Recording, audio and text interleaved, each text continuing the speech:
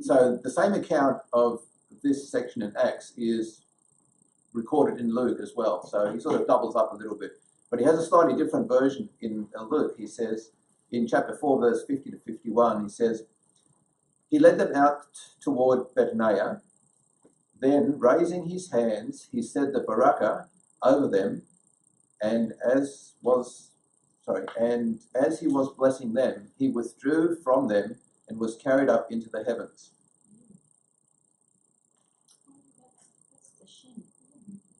So that would have straight away, anybody who reads that from a Jewish background would have straight away understood that when he said a blessing over them and he raising his hands, he was actually doing the Aaronic blessing over them.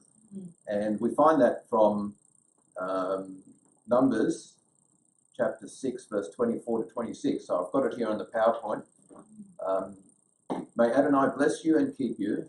May Adonai make his face shine toward you and show you his favor.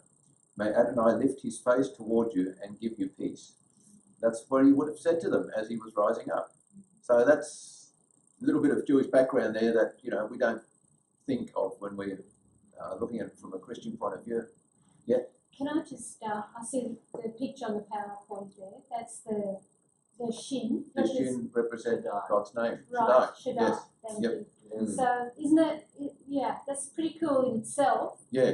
That, we picture just the hands being stretched out, but there was God was in everything, you know. So the name of Shaddai was being the essence. So the whole point was that the priests would pronounce the name of God over the people. So by doing that, doing the Shaddai over the people, or in both, they were actually blessing and putting the name of God over the people.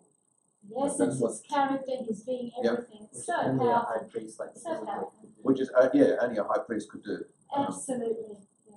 As you can see there, there's a couple of pictures that I've got there. The one is the priest, the high priest, and they would make that symbol. They would make the symbol of the Shin, like that, which is the name of God. So when the prayer was, place my name on the children of Israel, they would pray the Aaronic blessing over the children of Israel, and they would, looking through this way, I'm placing God's name on you guys. That's how they would do it. That was the whole symbol of that. And that's what Yeshua did.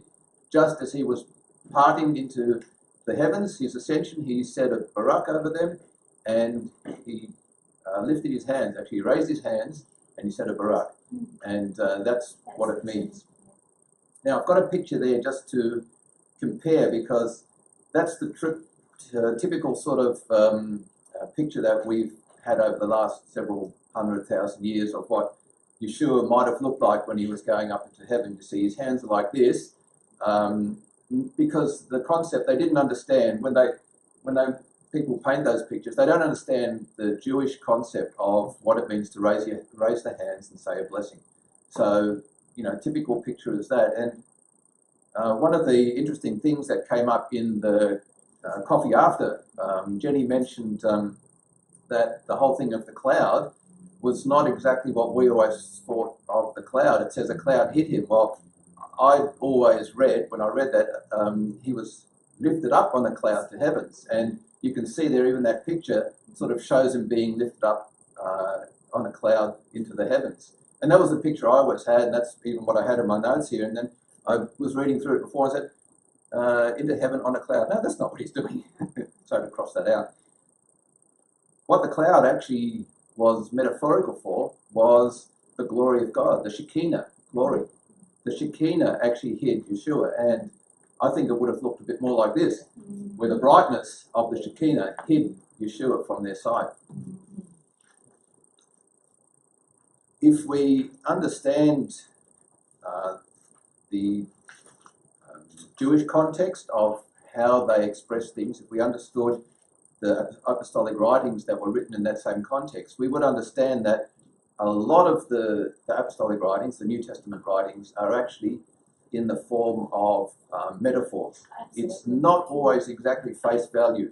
And that's where, because we don't have that background as Westerners, we've misinterpreted what things have said and we've taken things as face value. But a lot of the time it was really just poetic, or sometimes there was wordplay. There were two different words that meant similar things, and they would be used in a sentence that Paul would often do that.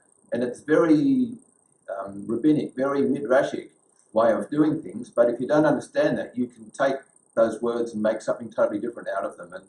And so when we heard about the cloud hiding him, it's not a fluffy white cloud. It's actually the Shekinah glory was hiding him from his disciples, or from his apostles at the time.